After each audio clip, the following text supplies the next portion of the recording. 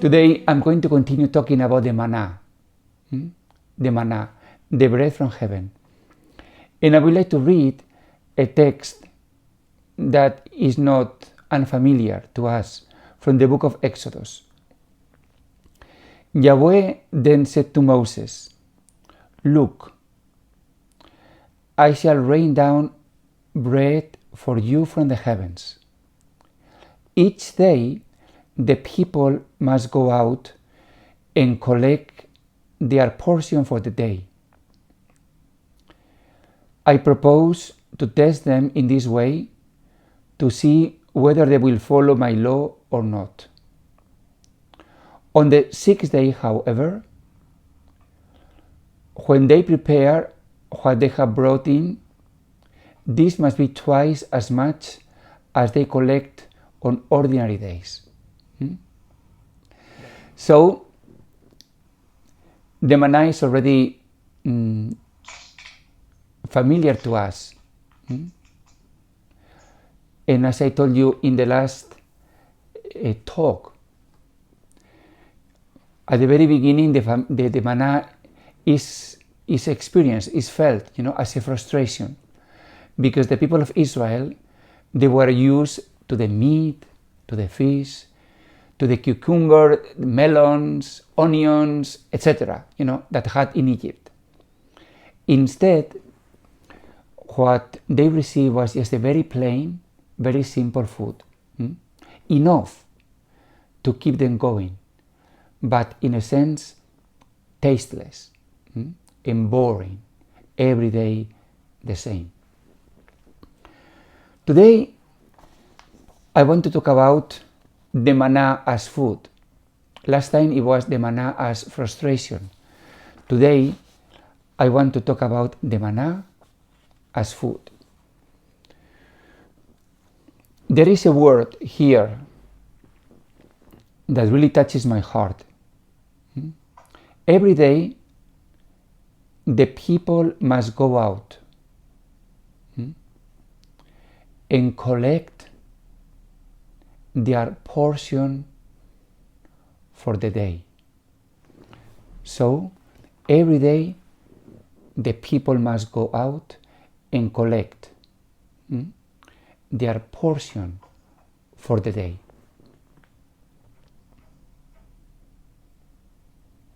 So that means that every day, the same that we ask in the Our Father, in the Lord's Prayer, give us this day our daily bread. So every day, we are given as a gift. We are given as a gift enough food for the day. And this is what is called our portion. This notion of portion, I believe, is of all the importance in our spiritual life. So every day God is going to give to me what I need for today. So my portion today is what will keep me going, spiritually speaking. And it's given to me today. So I can't forget what happened in the past, what will happen in the future, and receive what is given to me today. Sometimes, I used to go to the canteen and see the students. I remember some students, especially the small ones, they go with their trays, to the dustbin to throw away the leftovers. And then I tell them, how come that you haven't eaten your vegetables and the fruit? Answer, I don't like them. I don't like them. But they are good for you. They are good food. Yes, but I don't like them. That is their answer. So I imagine that my life is the same. It's like a tray, and then the students, they receive maybe some rice, of course, some chick wings, but they also receive vegetables and fruit. This is their portion. Some things they like and some things they don't like.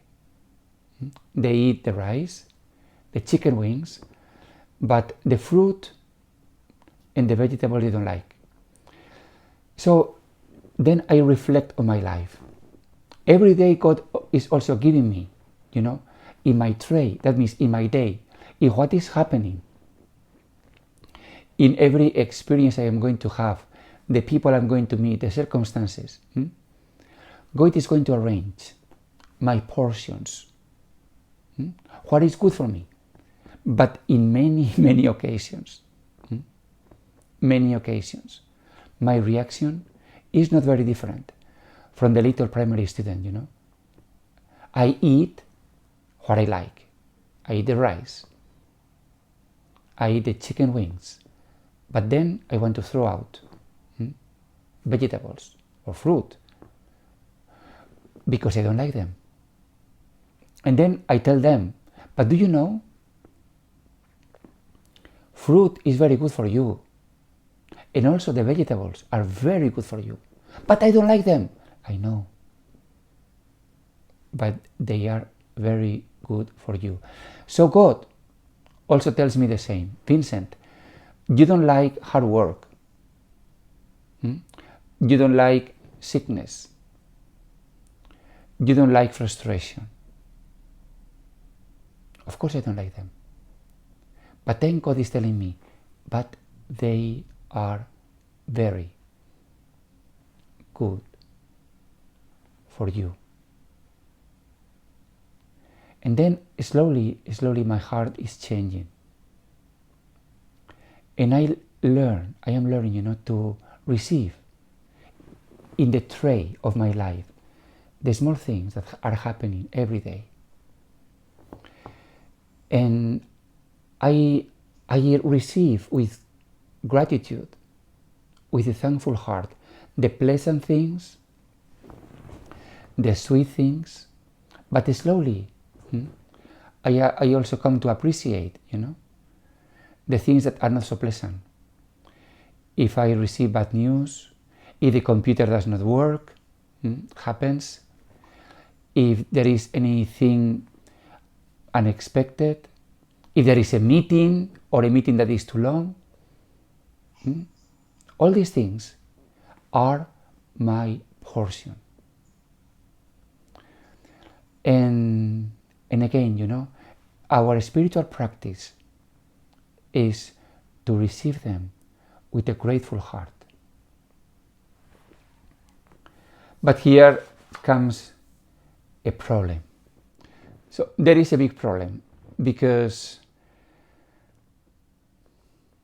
the difference with the primary students is that the food that we receive in our trays is very different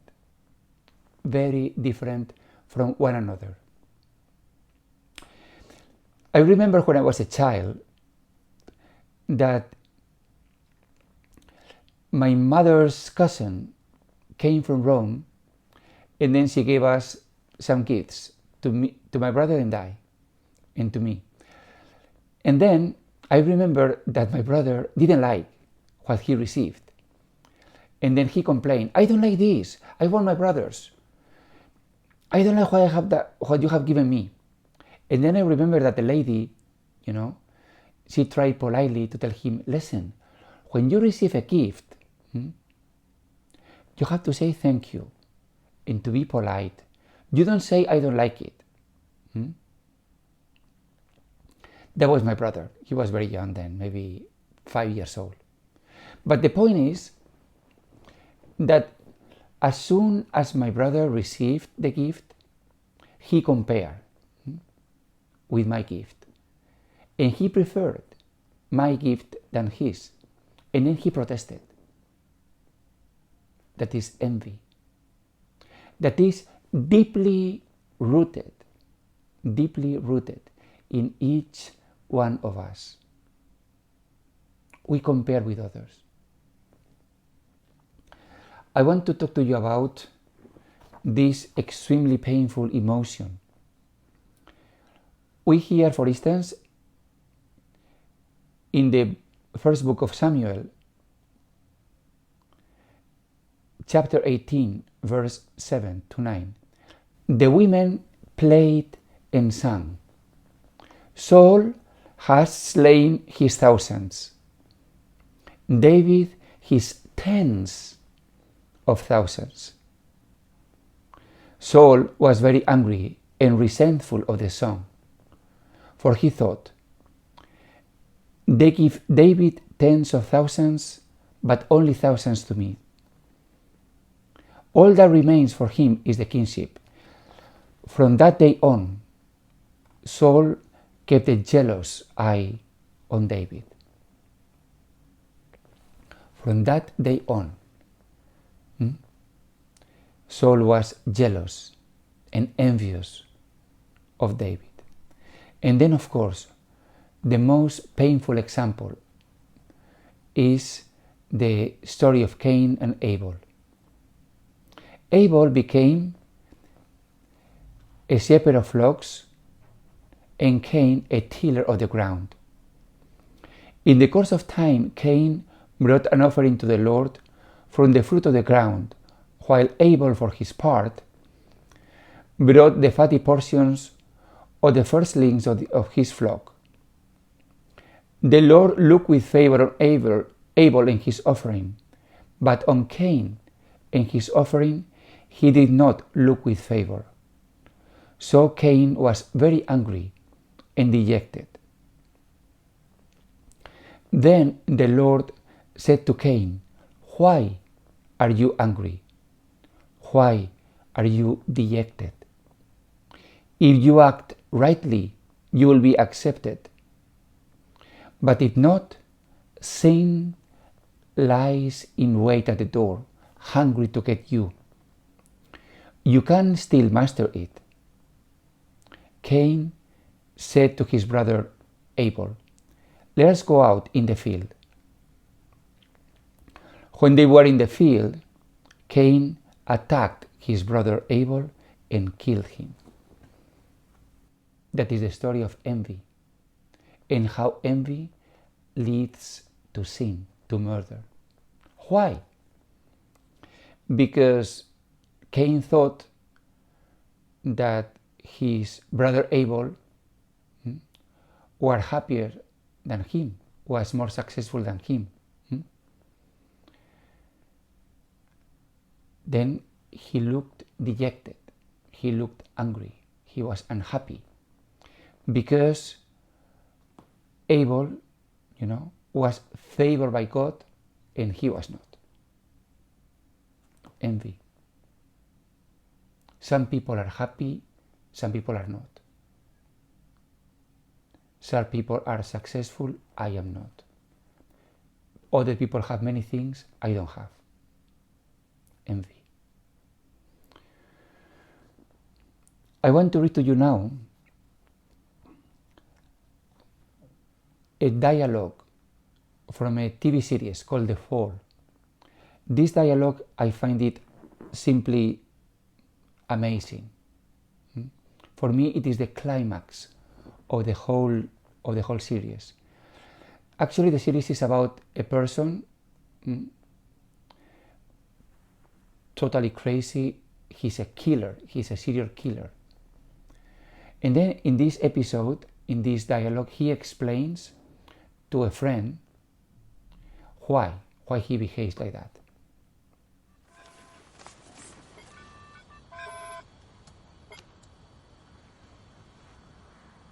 Why didn't you call earlier?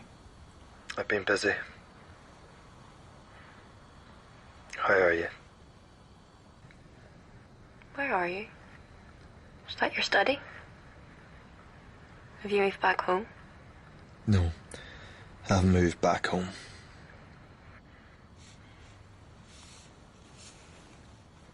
really missed you. Have you? I think about you all the time. Every minute of every day. Is it painful? Yes. Good. Why good? Because other people's pain gives me pleasure. Even mine? Especially yours. Don't say that.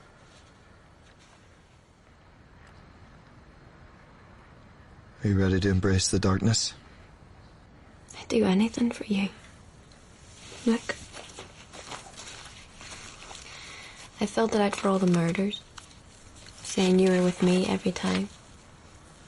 I've researched it. It's really believable. There's a lot of sex. I told you already, it's not about sex. It's about deciding the essential nature of the world. Is the world a place of pain and suffering, of grief and despair? Or is it a place full of joy, all sweetness and light? I don't know. Oh, I think you do. Your father was decapitated in a motorcycle accident. Or have you forgotten? No, I haven't forgotten. It's okay. My mother killed herself when I was 7. Left me alone and unwanted. There's suffering all around us. Why not take some pleasure from it? I don't know how to get pleasure from suffering. Yes, you do. Take your sexy friend Daisy. You think she's sexy? How would you feel if suddenly she began to fail? Fail her exams, failed with boys. She suddenly lost her good looks. How? She got fat. Or a madman threw acid in her face. A random, motiveless attack. That would be too much. Would it?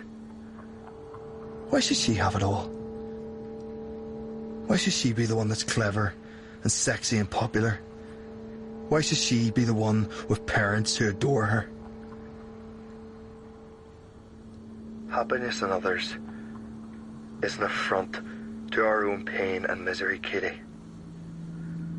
If other people's happiness pains us, then why not reduce that happiness? Nurture your envy, Katie, your anger. It's the way forward. What is it you want me to do?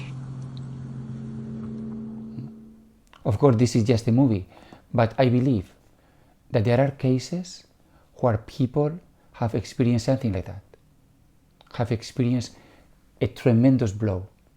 They are wounded. They are deeply wounded. Left me alone and unwanted. There is suffering around. And then darkness is talking to us. Why don't you enjoy suffering? How?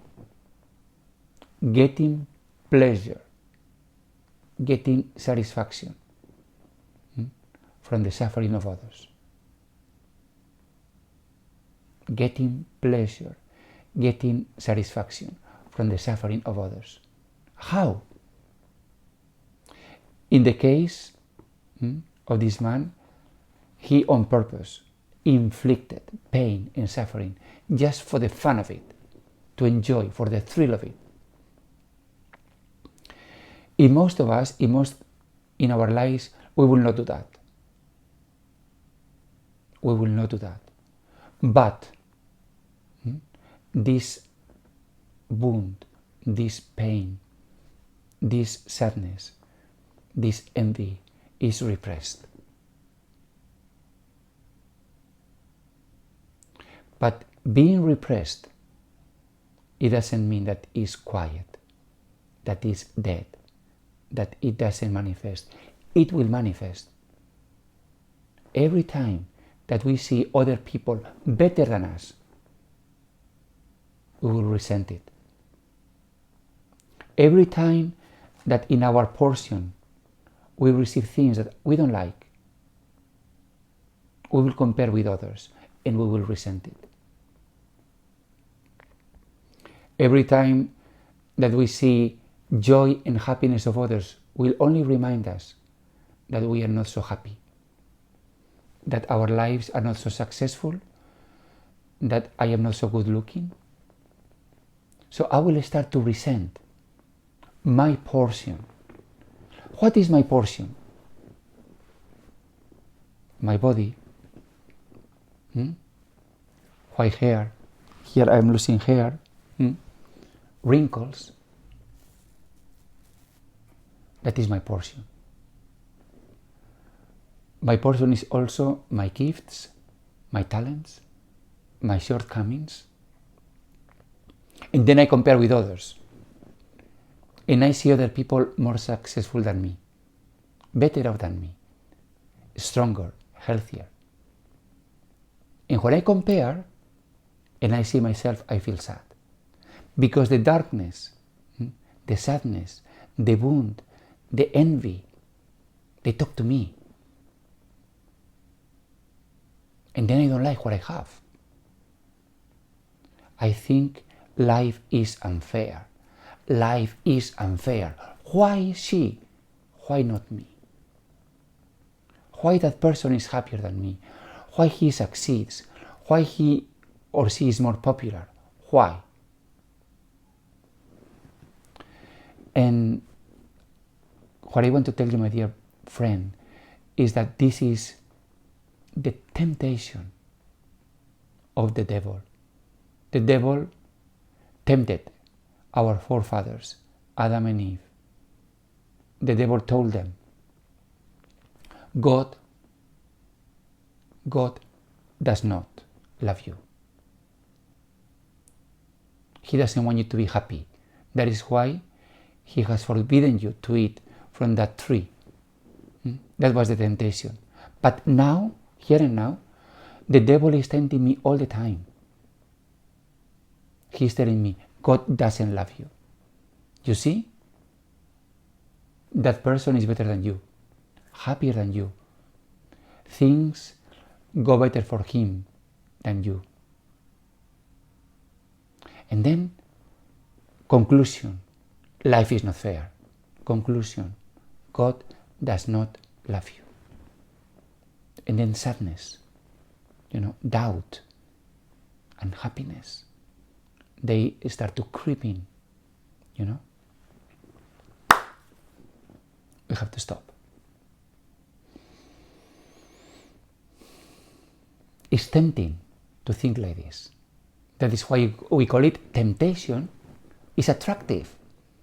Jesus himself was tempted.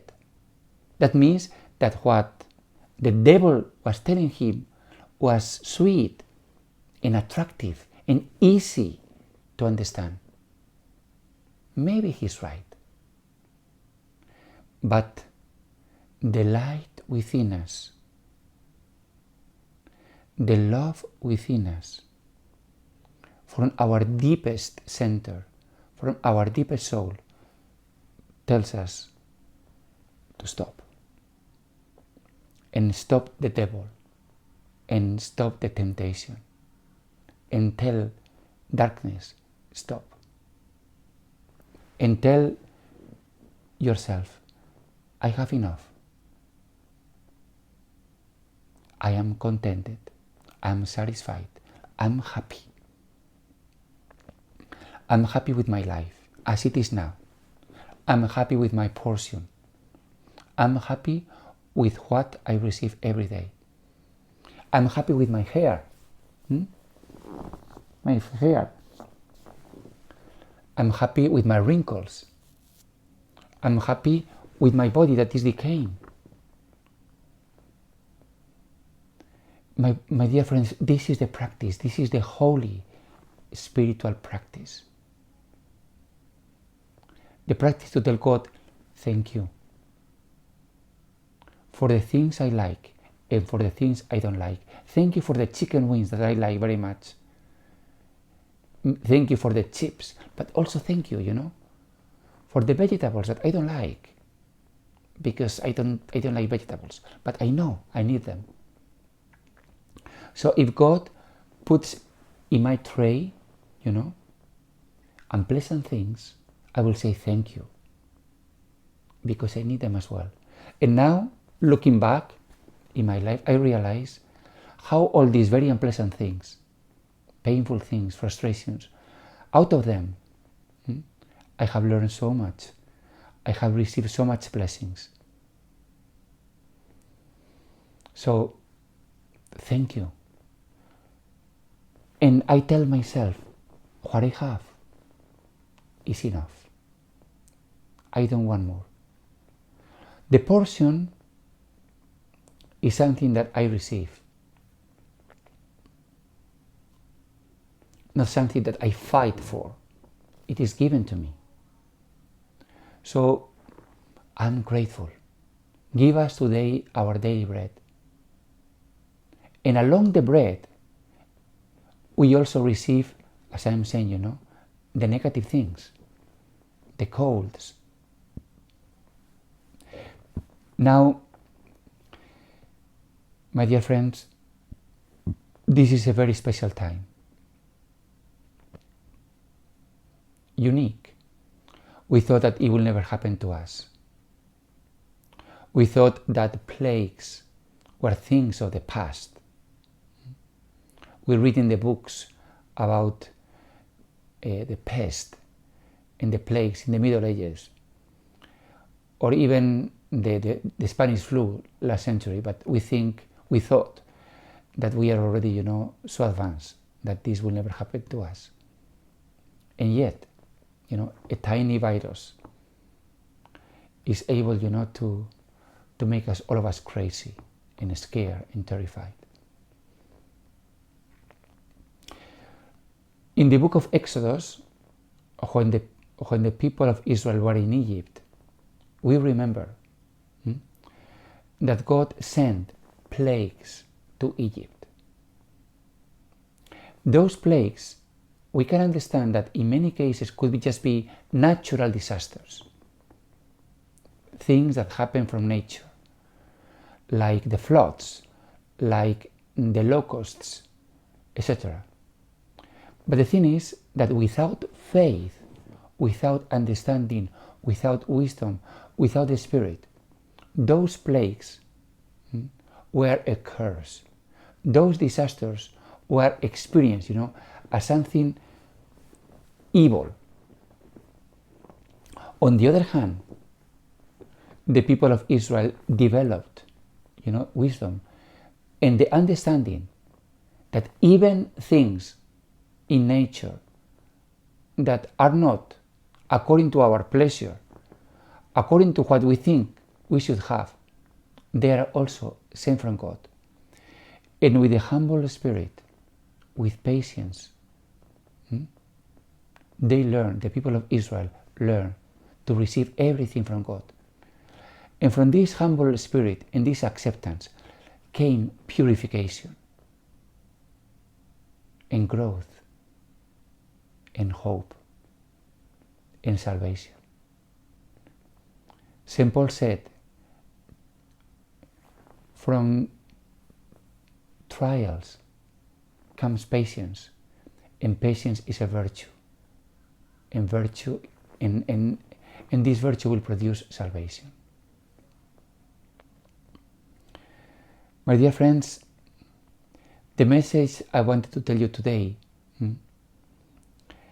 is simple, but at the same time deep. And this very simple message is not just about, I got it, I understood it. No, it has to be put in practice, as Jesus said. What you have heard, put it in practice. How and when? Every day. Every day. When you get up and you see the day is cloudy or shiny, there will be a voice in you of complaint or unhappiness, then you need to listen to that voice and talk to that voice and say, complain, I know you, go to sleep. That is a practice. Or if you hear the news that the situation, in the world is frightening and you feel scared and upset because you don't know when this is going to be over. And complain, is coming up from your heart. You can stop that voice and say, complain, go to sleep. Because this is the portion. This is what the Lord has prepared for us today. You may not like it, and it is impossible to like it, but it is what we have been given, and we receive it with a grateful heart. If we receive everything with a grateful heart, it will be a blessing. That is the meaning of manna. Manna is a blessing coming from heaven, very simple. We don't compare with others. We just accept it. That is the practice. And this manna is able to heal our souls and to provide enough nutrition, enough nourishment, enough sustenance for our daily life. Is enough. My dear friend, I invite you from the deepest of your heart to tell to yourself, I have enough. It is enough. I have enough health. I have enough love. I have enough. What God gives me today is enough for me. Thank you, dear God, for the manna. Thank you for what you have prepared for me. I don't want more. I accept what I like, and I also accept what I dislike. Everything is good for me. Thank you for everything. Thank you for my portion. May God bless you.